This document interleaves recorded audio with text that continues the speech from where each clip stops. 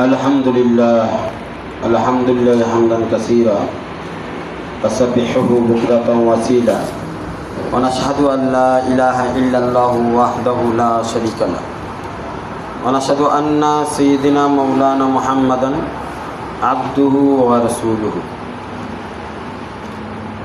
وقال الله تعالى في كلامه المجيد الفرقان الحميد والذين جاهدوا فينا لنهدينهم سبلنا وإن الله لمع المحسنين وقال رسول الله صلى الله عليه وسلم بلغوا عني ولو آية أو كما قال عليهم الصلاة والسلام আল্লাহ পাকের অশেষ মেহেরবানি যে রব্বুল আলামিন আমাদেরকে খানকা ইমদাদিয়া মারকাজুল হক উদ্দামুদ্দীন আশার বসার তৌফিক দান করেছেন। এর জন্য মহান রব্বুল আলামিনের দরবারে আমরা শুকরিয়া আদায় করি আলহামদুলিল্লাহ। বন্ধুরা, আমি এর পূর্বে একটা বিষয়ে আলোচনা করেছিলাম যে রিজিক আল্লাহ পাক রেখেছেন দাওয়াতের ভিতরে। যে বান্দা দাঈ ইলাল্লাহ হয়, আসমান জমিনের সমস্ত নিয়ামত এবং রিজিক সমূহ তার দিকে ঝুঁকে যায়। সুস্থতার রিজিক, বরকতের রিজিক, রহমতের রিজিক, সাকিনা নামক রিজিক, আল্লাহ পাকের বিভিন্ন নিয়ামত, দুনিয়াবি রিজিক, উখরবি আখিরাতের রিজিক, সমস্ত প্রকার রিজিক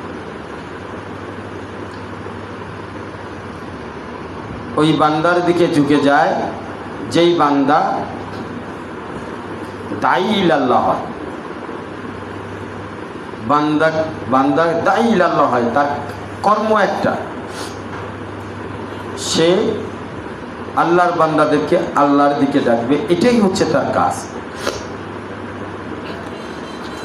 সে কৃষক নয়, সে শ্রমিক নয়, সে দাঈ ইলাল্লাহ। কৃষিকাজ করা তার কর্ম নয়, শ্রমিক হওয়া এটা তার কর্ম না, ব্যবসা এটা তার কর্ম না, চাকরি এটা তার কর্ম না। তার কর্ম হচ্ছে সে আল্লাহর বান্দাদেরকে আল্লাহর দিকে দাওয়াত দিবে, এটা তার কর্ম। যখন বান্দা তার কর্মকে কর্ম হিসেবে নিবে, তখন আল্লাহ পাক ওই বান্দার কর্মের বিনিময়ে বেতন দেওয়ার ব্যবস্থা আল্লাহ পাক করে দেবে। যতক্ষণ পর্যন্ত বান্দা কর্মকে কর্ম হিসেবে না নিবে, ততক্ষণ পর্যন্ত সে বেতন পাবে না। এই জন্য দাওয়াত হচ্ছে এমন এক রিজিকের মাধ্যম যে দাওয়াতের মাধ্যমে আল্লাহ পাক সমস্ত আম্বিয়া আলাইহিমুস সালাতু ওয়াস সালামদেরকে লালন পালন করেছেন। সমস্ত সাহাবী রাদিয়াল্লাহু তাআলা আজমাইনদের রিজিকের মাধ্যম ছিল দাওয়াত। তারাও দাঈ ইলাল্লাহ ছিলেন, আল্লাহর বান্দাকে আল্লাহর দিকে দাওয়াত দিতেন। ব্যবসা বাণিজ্য চাকরি এগুলো তাদের একটা বাহানা ছিল, এগুলো বাহানা বানাইতো বান্দাকে আল্লাহর সাথে সম্পর্ক করে দেওয়ার জন্য।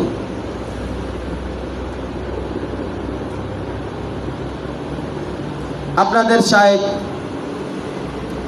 এসেই সুদূর অনেক দূর থেকে এসে গাজীপুরে যখন আসলেন, সেও তখন চাকরি করতেন গাজীপুরে। তো তার চাকরিটা ছিল বাহানা, দাওয়াত ইলাল্লাহ তার কর্ম ছিল।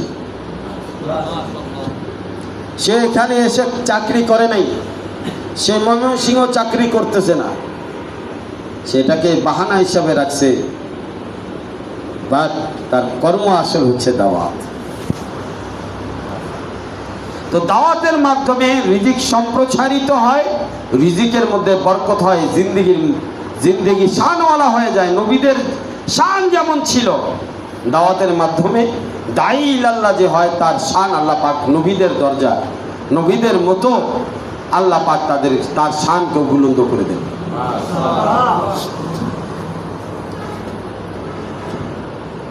দ্বিতীয় বিষয় এলেমের চর্চা। আপনি যত বেশি এলেম চর্চা করবেন তত বেশি আপনার ইজ্জত আল্লাহর দরবারে বৃদ্ধি পাবে। এলেম জ্ঞান, দুনিয়াবি জ্ঞানকে জ্ঞান বলা হয় না, দুনিয়াবি জ্ঞানকে ফন বলা হয়, অভিজ্ঞতা। এলেম তো ওই জিনিসকে বলা হয় যেই জিনিসের মাধ্যমে বান্দার আল্লাহর সাথে সম্পর্ক হয়, সেটাকে এলেম বলা হয়। এলেম ওই জিনিসকে বলা হয় যেই জিনিসের মাধ্যমে বান্দা দুনিয়াবি মোহ, লোভ, লালসা এগুলো ত্যাগ করে সেই বান্দা আখিরাত মুখী হয়ে যায়, আল্লাহওয়ালাতে পরিণত হয়ে যায়, আখিরাতওয়ালা হয়ে যায়, আল্লাহর প্রিয় বান্দাতে পরিণত হয়ে যায়। এই জিনিসকে এলেম বলা হয়। এই এলেম যে বান্দা যত বেশি সংগ্রহ করবে আল্লাহ পাক তাকে তত বেশি সম্মান দান করবে। এই জন্য আল্লাহ পাক আল্লাহর রাসূল সাল্লাল্লাহু আলাইহি সাল্লামকে যখন প্রথম ওহী নাজিল করলেন তখনই নির্দেশ আল্লাহ পাক দিলেন, ইকরা, তুমি জ্ঞান অর্জন করো। ইকরা বিসমি রাব্বিকাল্লাযী খলাক, তুমি জ্ঞান অর্জন করো, যিনি তোমাকে সৃষ্টি করছে তার বিষয়ে জ্ঞান অর্জন করো। কিসের জ্ঞান? যিনি তোমাকে সৃষ্টি করেছেন তার জ্ঞান অর্জন করো, প্রথম হুকুম। হযরত আদম আলাইহিস সালামকে আল্লাহ পাক এত বড় মর্তবা ইজ্জত কেন দিলেন? সব ফেরেশতাকে তারে সিজদা করলো, সেখানে হযরত জিবরাইল আলাইহিস সালাম সিজদাকারীদের অন্তর্ভুক্ত ছিলেন। হযরত আজরাইল আলাইহিস সালাম সিজদা দিয়েছেন, হযরত মিকাইল আলাইহিস সালাম সিজদা দিয়েছেন, হযরত ইসরাফিল আলাইহিস সালাতু ওয়াস সালাম সিজদা দিয়েছেন, অসংখ্য ফেরেশতা সিজদা দিয়েছেন। কোন কারণে? যেই কারণটা সিজদা দেওয়ার ছিল সেটা হলো আদম আলাইহিস সালাতু ওয়াস সালাম ওই সকল বিষয়ে জানে যা তোমরা জানো না। এলেমের পার্থক্যের কারণে ফেরেশতারা বুঝতে পারলেন যে আল্লাহ পাক হযরত আদম আলাইহিস সালামকে বিশেষ অনুগ্রহ দান করেছেন, বিশেষ ফজল দান করেছেন, বিশেষ করম মেহেরবানি দান করেছেন, বিশেষ ইলম দান করেছেন। তখন ফেরেশতারা বলে উঠলো আল্লাহ তাআলার কাছে, সুবহানা, আল্লাহ আমরা আপনার পবিত্রতা অর্জন করতেছি, আমরা আপনার পবিত্রতা বয়ান করতেছি। লা ইলমা লানা, আমাদের ওই বিষয়ে কোনো জ্ঞান নাই যেই বিষয়ে আপনি আমাদেরকে জানান নাই, শিক্ষা দেন নাই, ইল্লা মা আল্লামতানা, হ্যাঁ যে বিষয়ে আপনি আমাদেরকে শিক্ষা দিয়েছেন তা আমরা জানি, আর এছাড়া অন্য বিষয়ে আমার জানা নাই। তখন আল্লাহ পাক হুকুম দিলেন, উসজুদু লি আদম, তোমরা আদম আলাইহিস সালাতু ওয়াস সালামকে সিজদা করো। তো সিজদার মাপকাঠি হচ্ছে ইলম অর্জন করা, অর্থাৎ একজন আলেমের কাছে, একজন আল্লাহওয়ালা যিনি হাক্কানি আলেম, যার ভিতরে ইলম ভরপুর, সেই ইজ্জতের মাকামে আল্লাহ পাক তাকে অনেক বড় মাকাম দান করেছে। তো সুতরাং ইজ্জত হচ্ছে ওই জিনিস, যখন যে জিনিস কখনো ফানা হবে না, ধ্বংস হবে না। 5 বছর গদিতে বসলাম, 5 বছর পরে জনগণ আমার লাথি মাইরা বাইরে খেদাই দিল, এটার ইজ্জতের চেয়ার বলা হয় না। ইজ্জতের চেয়ার ওই চেয়ারকে বলা হয় যেটা হামেশা সর্বদা থাকবে, যেটা কখনো ধ্বংস হবে না, যেটা কখনো ছিনতাই করা যায় না, যেটা কখনো চুরি করা যায় না, ডাকাতি করা যায় না, ওই জিনিসকে ইজ্জতের চেয়ার বলা হয়। আর ইজ্জতের ওই চেয়ারের নাম হচ্ছে ইলম অর্জন করা। এটা এমন এক চেয়ার আপনি অর্জন করবেন, আপনার কাছ থেকে কেউ ছিনতাই করে নিতে পারবে না, কেউ ডাকাতি করে নিতে পারবে না, কেউ আপনার কাছ থেকে ওই ইলমের সম্মানকে হরণ করতে পারবে না, কারণ এই সম্মান আর ইজ্জত আল্লাহ পাক দিয়েছেন। এবার তৃতীয় বিষয় হলো, আল্লাহ পাক বলেন কোরআনের মধ্যে, ইন্না আউলিয়া আল্লাহি লা খাউফুন আলাইহিম ওয়ালা হুম ইয়াহজানুন, নিশ্চয়ই আমার যারা বন্ধু হয় তাদের কোনো চিন্তা নাই, পেরেশানি নাই। এই মাকাম এই মাকামটা অর্জন করতে হলে আপনাকে মেহনত করতে হবে, আল্লাহ ওয়ালা হইতে হবে। আল্লাহ ওয়ালাদের উপরে আল্লাহ পাক বিশেষ এক প্রকার ফজল এবং করম করেন। আল্লাহ রাসূল সাল্লাল্লাহু আলাইহি সাল্লাম বলেন, ওমাইয়ু তাল হিকমাতা ফাকাত উতিয়া খায়রান কাসীরা। আল্লাহ ওয়ালা কারাম, আল্লাহ ওয়ালার হচ্ছে ওই সকল বান্দা যাদের অন্তরে, যাদের কলবের মধ্যে হিকমতের ঝর্ণা প্রবাহিত হয়, হিকমতের সাগর প্রবাহিত হয়। আলহামদুলিল্লাহ, যে বিষয়ে আমি বলতে যাচ্ছি সেটা হচ্ছে, যাকে আল্লাহ হিকমত দেয়, হিকমত এমন এক বিষয় যে তাকে আল্লাহ পাক আসমান জমিনের সমস্ত নিয়ামত আল্লাহ দান করেন, রহস্য আল্লাহ দান করেন, জ্ঞান আল্লাহ দান করে, ঐশী জ্ঞান আল্লাহ পাক দান করেন, ঐশী জ্ঞান। বন্ধুরা আমার, হাদিসের মধ্যে আছে যে আলামত, হিকমতের আলামত তিনটা। হিকমতের আলামত কয়টা? তিনটা। ইজা রুইয়া যিকরুল্লাহ, আপনি কিভাবে বুঝবেন একটা বান্দা সে আল্লাহওয়ালা হয়েছে কিনা, বা সে আল্লাহওয়ালা কিনা, তার ভিতরে আল্লাহ পাক প্রদত্ত হিকমত আছে কিনা, আল্লাহ পাক প্রদত্ত ইলমে নাফে, ইলমে লাদুনি, ইলমে ইলহাম, ইলমে কাশফ, ইলমে সিরাতুল মুস্তাকিম, ইলম এবং হাদিসের ঝর্ণা তার কলবের মধ্যে প্রবাহিত হয় কিনা, আল্লাহ পাকের গুপ্ত ধন, ইশকের নিয়ামত এই বান্দার ভিতরে আছে কিনা, এটা বোঝার এক নম্বর আলামত হচ্ছে তাকে দেখা মাত্রই আল্লাহর কথা স্মরণ হয়ে যাবে।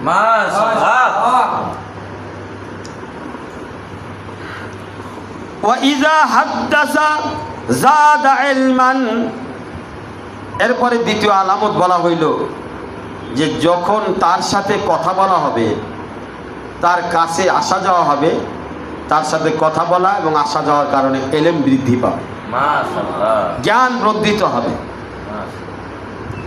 পূর্বের থেকে তার জ্ঞান বর্ধিত হবে, পূর্বের থেকে তার ইলম বেড়ে যাবে। মাশাআল্লাহ।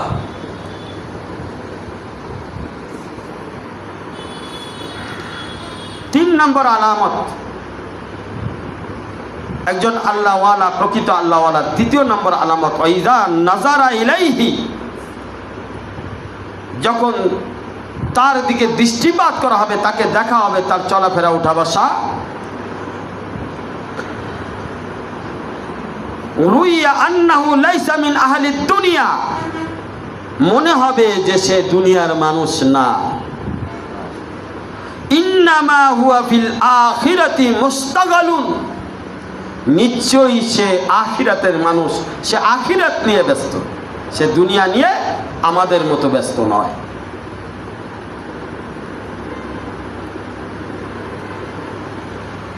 বন্ধুরা আমার, এই হলো তিনটি আলামত। আপনি যদি আল্লাহওয়ালা হতে চান তো আপনার মধ্যে এই তিনটি সিফাত এবং গুণে ভরপুর থাকতে হবে। আপনি বলেন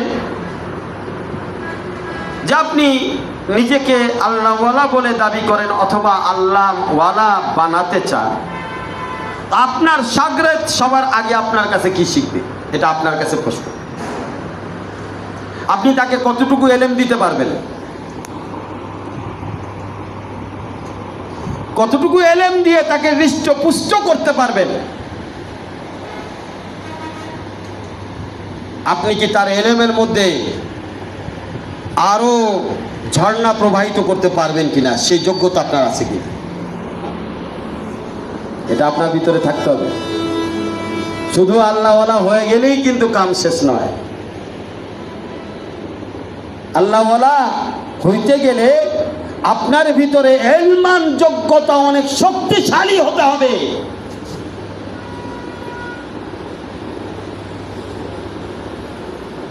অনেক শক্তিশালী হতে হবে, স্বাভাবিক পর্যায়ের শক্তিশালী হলে চলবে না।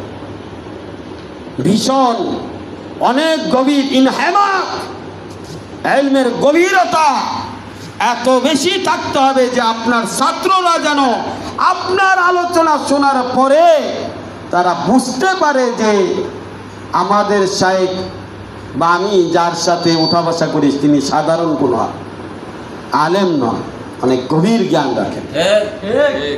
এতটুকু যোগ্যতা আপনার ভিতরে থাকতে হবে। আরেকটি যোগ্যতা আপনার ভিতরে থাকতে হবে, সেটা হলো আপনার চলাফেরা উঠা বসা দেখে যেন আখিরাতের কথা স্মরণ হয়ে যায়, আল্লাহর কথা স্মরণ হয়ে যায়, রসুলের কথা স্মরণ হয়ে যায়। তৃতীয় নম্বর যোগ্যতা যেটা সব থেকে গুরুত্বপূর্ণ, সেটা হলো আপনাকে দেখে কেউই এটা যাচাই বাছাই করতে পারবে না, বুঝতে পারবে না যে আপনি দুনিয়ার মানুষ, কোনোভাবেই এটা বুঝে আসবে না। সম্পূর্ণভাবেই তার বুঝে আসবে সে আপনি দুনিয়ার কোনো মানুষই না, আপনি পুরোপুরি আখিরাতের চিন্তায় ব্যস্ত। তাহলেই আপনি প্রকৃত আল্লাহওয়ালা হতে পারবেন। রাসূলুল্লাহ সাল্লাল্লাহু আলাইহি সাল্লাম বলেন, মান সালাকা তরিকান ইয়ালতামিসু ফিহি ইলমান সাহালাল্লাহু লাহু বিহি তরিকান ইলাল জান্নাহ। যেই বান্দা কিনা ইলম শেখার জন্য আল্লাহর রাস্তায় বের হলো, আল্লাহ পাক তার জন্য জান্নাতের রাস্তা সহজ করে দিবেন। সহিহ মুসলিম। ইন্নাল্লাহ ওয়াল মালাইকাতু ওয়া আহলুস সামাওয়াতি ওয়াল আরদ হাত্তাল হিনতাতা ফি হুজরিহা হাত্তাল নামলাতা ফি হুজরিহা লিয়াসুল্লুনা আলা মুআল্লিমুন নাস খায়রা। এমনকি একজন আলেমের ব্যাপারে বলা আছে, একজন তালবে ইলমের ব্যাপারে বলা আছে যে ইলম শিখে এবং শেখায়, তাদের ব্যাপারে বলা আছে নিশ্চয় আল্লাহ পাক এবং ফেরেশতারা আসমান এবং জমিনের যত মাখলুক আছে, যত সৃষ্টি আছে, যত মহা সৃষ্টি আছে সব হাত্তান নামলাতা ফি হুজরিহা, এমনকি গর্তের মধ্যে পিপিলিকা ইয়াসুল্লুনা তার জন্য দোয়া মাগফিরাত করতে থাকে। যেই বান্দা ইলম শিখে ইলম শিখায়, এই বান্দার জন্য দোয়া আর মাগফিরাত করতে থাকে। আপনি চিন্তা করেন, একজন আলেম, একজন তালবে ইলমের জন্য, একজন আল্লাহওয়ালা বান্দার জন্য সমস্ত আসমান জমিনের মাখলুক, ফেরেশতাও এর মধ্যে অন্তর্ভুক্ত,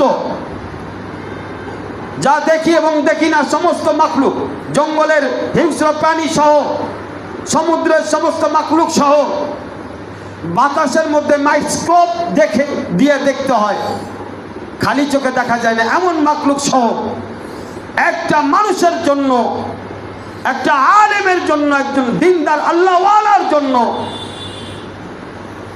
যেই মাখলুকগুলো, আল্লাহ সৃষ্টিগুলো মাগফিরাত দোয়া মাগফিরাত করতেছে 80 বছর যাব, ওই বান্দারে কি আল্লাহ মাফ না করে দিয়ে পারবে? 60 বছর যাব ওই বান্দারে কি আল্লাহ শাস্তি দিতে পারবে?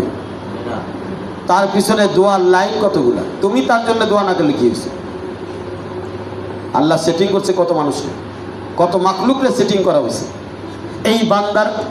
এই বান্দা যার জন্যে পুরো আসমান জমিনে সৃষ্টির শত সহস্র সৃষ্টির মাখলুক যার জন্য দোয়া করছে, আল্লাহর কাছে কতটা দামি, কতটা ইজ্জতওয়ালা, কতটা শানওয়ালা আপনি চিন্তাও করতে পারবেন না।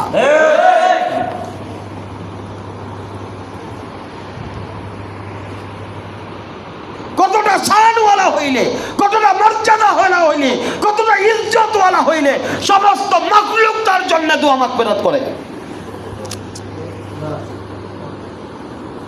আপনি ইজ্জত না দিলে কি হয়েছে? আপনি সম্মান তারে দিবেন না, তাতে তার কি আসে যায়? আপনি আল্লাহর দিকে তো তাকায় দেখেন যে আপনার দিকে আল্লাহ পাক মুহতাজ না, সমস্ত মাখলুককে আল্লাহ পাক লাগায় রাখছে এই বান্দার খেদমতের জন্য।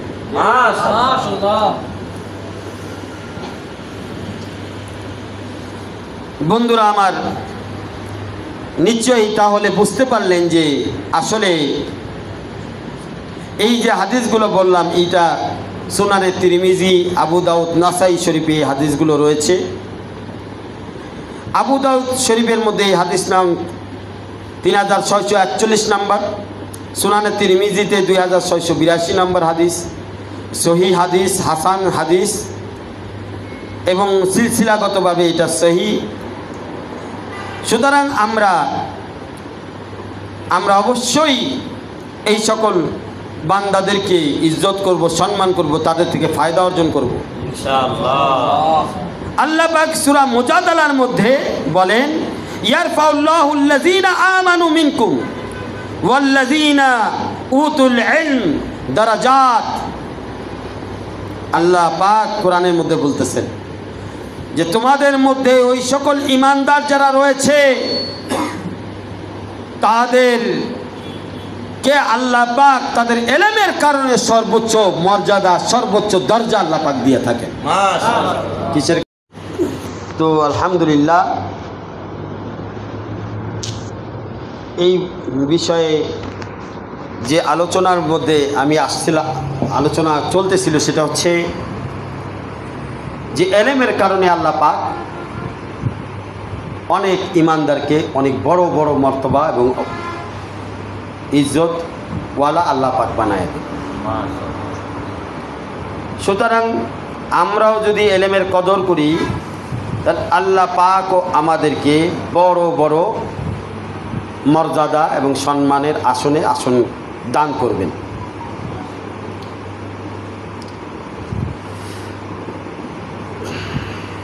আরেকটা হাদিসের মধ্যে আসছে যে সমুদ্রের মৎস্য পর্যন্ত তার জন্য দোয়া মাগফিরাত করতে থাকে। এবং তিরমিজি শরীফের আরেকটা হাদিস রয়েছে, যে হাদিসের মধ্যে এই পর্যন্ত বলা আছে, আবু দাউদ শরীফের হাদিস এবং তিরমিজের হাদিস, ফজলুল আলিমি আলাল আবিদি, একজন আলেম, একজন আল্লাহওয়ালা, আলাল আবিদ একজন ইবাদত করেনওয়ালার উপরে তার মর্তবা কতটুকু, তার ইজ্জত এবং সম্মান কতটুকু। হাদিসটা এমন, ফজলুল আলিমি আলাল আবিদ, এটা একজন সাধারণ মুমিন মুসলমান, নামাজ কালাম পড়ে, এলেম অর্জন করে নাই, এলেমের ব্যাপারে তার অত দক্ষতা নাই, কিন্তু একজন আলেম, একজন আল্লাহওয়ালা, যিনি কিনা শরিয়ত এবং মারিফতের ইলমের নূর দ্বারা নুরানি আলোকিত, এরকম একজন আলেম, একজন আবেদের উপরে তার এই আলেমের মর্তবা এবং সম্মান আল্লাহ পাক কতটুকু দিয়েছেন। কাফাজলিল কামারি লাইলাতুল বদরি আলাল সাইল কাওয়াকিব, তোমরা যেমন আসমানের দিকে তাকাইলে দেখো যে কোটি কোটি তারার মধ্যে একটি চাঁদের সম্মান আল্লাহ পাক কত বাড়ায় দিয়েছে। হাজারো তারকা চাঁদের পাহারা দেয়। সূর্যের মর্তবা আল্লাহ পাক কত বাড়ায় দিয়েছেন। তারকার চাইতে সূর্যের দাম বেশি, তারকার চাইতে চাঁদ চন্দ্রের দাম বেশি। হাদিসের মধ্যে আসছে যে লাইলাতুল বদরি, একেবারে পরিপূর্ণ চাঁদ যখন উঠে পুরো আসমান যারা আলোকিত হয়ে যায়, অন্ধকার দূরীভূত হয়ে যায়। আলাল সাইরিল কাওয়াকিব, সমস্ত তারকাগুলো কোনোটাই দেখা যায় নাই পূর্ণিমার চাঁদের সামনে। পূর্ণিমার চাঁদ সমস্ত অন্ধকার কেমন ভাবে আলোকিত করে। আসমানে যদিও অনেক তারকা রয়েছে, তাদেরকে দেখা যায় না। তাহলে এই সমস্ত তারকাগুলো লুকায়ে গেল পূর্ণিমার চাঁদকে দেখে। সমস্ত তারকাগুলো পূর্ণিমার চাঁদকে পরিপূর্ণ সম্মান দান করলো, সে আশাতে তারা সকলেই পিছায়া গেল। ইন্নাল উলামা, ঠিক একজন নবীর সম্মান ইজ্জত সাধারণ মানুষের উপরে এরকম, ঠিক একজন আলেম এর সম্মান ইজ্জত সাধারণ মানুষের উপরে এরকম। ইন্নাল উলামা ওয়ারাসাতুল আম্বিয়া, নিশ্চয়ই আলেমরা হলো নবীদের ওয়ারিস। ইন্নাল আম্বিয়া লাম ইউয়ারিসু দিনারান ওয়ালা দিরহামা, নিশ্চয়ই ওলামারা কিছু দিনার এবং দিরহামের ওয়ারিস হয় না। ওলামা একরাম আম্বিয়া আলাইহিস সালাতু ওয়াস সালামের রেখে যাওয়া সম্পদ এর ওয়ারিস হন। ইন্নামা ওয়ারাসুল ইলম, রেখে যাওয়া সম্পদ কি? সেটা হচ্ছে আম্বিয়া আলাইহিস সালাতু ওয়াস সালামের দিনী মেহনত, দিনী তরবিয়াত, দিনী জ্ঞান। ওই এলেম, যে এলেমের মাধ্যমে নবীরা আল্লাহর সাথে সম্পর্ক করেছে, সেই এলেম। মাশাআল্লাহ, এটা হচ্ছে নবীদের ওয়ারেসাত, যেটা বন্টন করা হয়।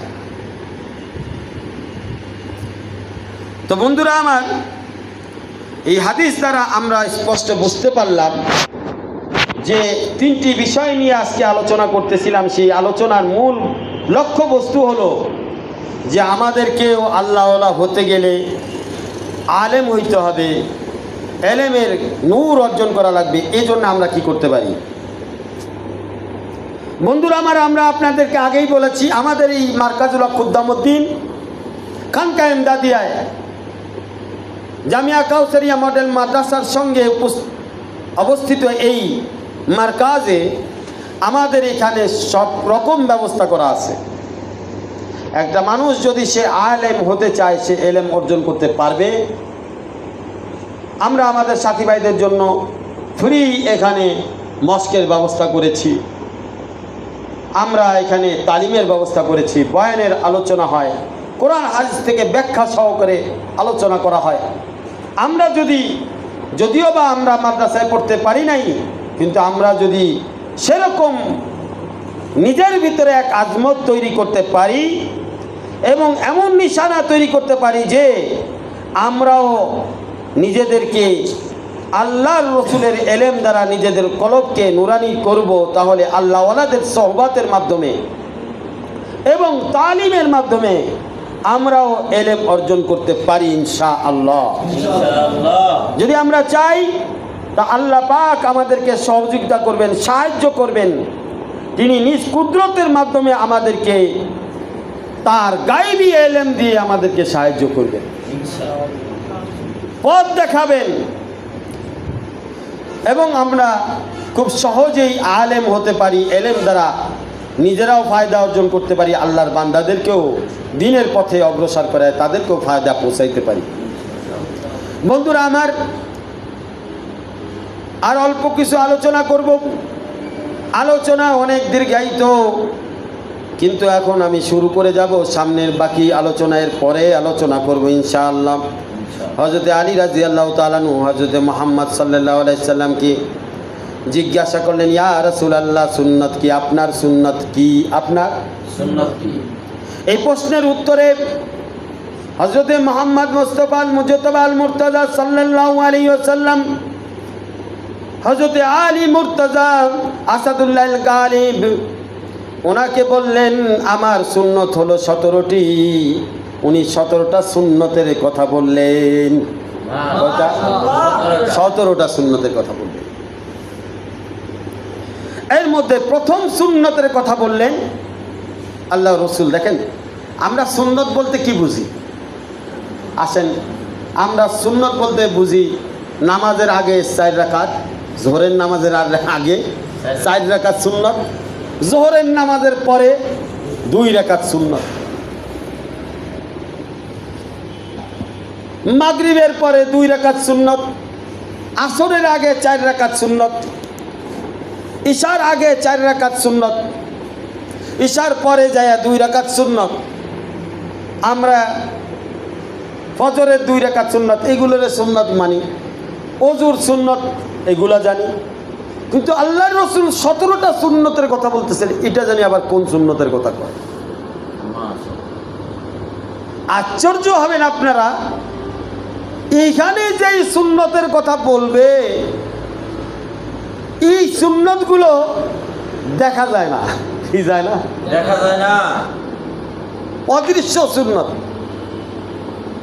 আর এই প্রত্যেকটা সুন্নত ইলমে মারিফতের সাথে সম্পর্ক রাখে। আধ্যাত্মিকতার সাথে সম্পর্ক রাখে, আল্লাহর সাথে সম্পর্ক করার মাধ্যমে এগুলি। আল্লাহ রসুল সাল্লাল্লাহু আলাইহি সাল্লাম বললেন, প্রথম সুন্নত হচ্ছে ট্রুথফুলনেস, সততা। প্রথম সুন্নত কি? এক বান্দার সততা দেখা যায় না, এটা ভিতরের জিনিস। ভিতরে যদি অন্ধকার থাকে, বাইরে সততা দেখায় লাভ আছে? সততা হচ্ছে ভিতরের জিনিস। সৎ বান্দা ভিতর থেকে হয়। সতের সম্পর্ক ভিতরের সাথে। ভিতর সৎ হইলে বাইরে সে অসৎ কাজ করতে পারবে না। বাইরে একটা মানুষ অসৎ কাজ করে, ভিতরে সে কখনোই সৎ নয়। ভিতরে যার জিলাপির আড়াই পাশ, সে বাইরে যতই টুপি আর দাড়ি আর যতই নিজেরে কয় আমি বিশাল বড় জিনিস, আমারে সবাই সম্মান করো, ভিতর কাউন্ট হবে। রাসূলের সুন্নাত হচ্ছে সততা। এটা এত বড় এক জিনিস। আল্লাহ রসুল সাল্লাল্লাহু আলাইহি ওয়াসাল্লাম যে সততা চিনবা কিভাবে? সত্যর দ্বারা। যে সৎ হবে সত্য বলবে, সত্য বলে ফাঁসি নিবে, মিথ্যা আশ্রয় দিবে না। এক নম্বর গুণ। আল্লাহ পাক কুরআনের মধ্যে বলেন, ইয়া আইয়ুহাল্লাযীনা আমানুত্তাকুল্লাহা আকুলু কাওলান সাদীদা। মাশাআল্লাহ। হে ইমানদারগণ, তোমরা তাকওয়া অর্জন করো। দেখেন এখানে তাকওয়ার কথা বলছে। আর তাকওয়া অর্জন করার আরেকটি মাধ্যম হচ্ছে সৎ হওয়া, সততার গুণ অর্জন করা। তুমি কথা বলবে তো সত্য কথা বলবে। কুলু কাওলান সাদীদা। আর যদি তুমি সত্যবাদী হও, সত্য কথা বলো, এটাই তোমার ইসলামের জন্য, তাকওয়া অর্জন করার জন্য যথেষ্ট হয়ে যাবে। মাশাআল্লাহ।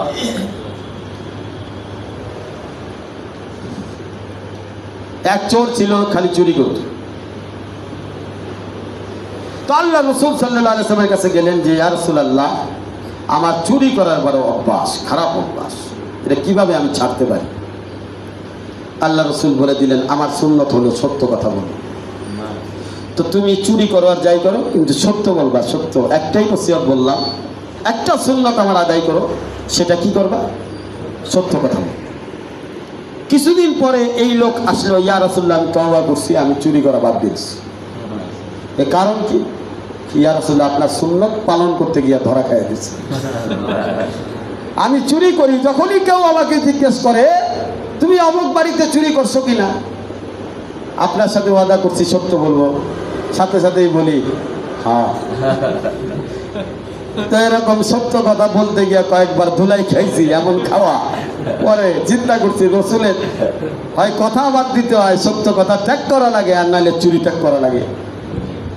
রসুল সাল্লাল্লাহু আলাইহি ওয়াসাল্লাম একটা মেডিসিন দিছে, বেশি কোনো মেডিসিন দেয় নাই। কয়টা মেডিসিন? এক মেডিসিনে সে চুরি করা বাদ দিয়ে দিচ্ছে, তওবা করে। তাহলে সত্য কত বড় শক্তিশালী এক বিষয়, যেটা মানুষকে খারাপ থেকে ভালো বানায়, ফাসিক থেকে আলেম বানায়, আলেম থেকে মুত্তাকি বানায়। সুতরাং আমরা প্রথম যে নাম্বার, এটার পরিপূর্ণ দায়িত্ব পালন করব। দ্বিতীয় নাম্বার হচ্ছে আমার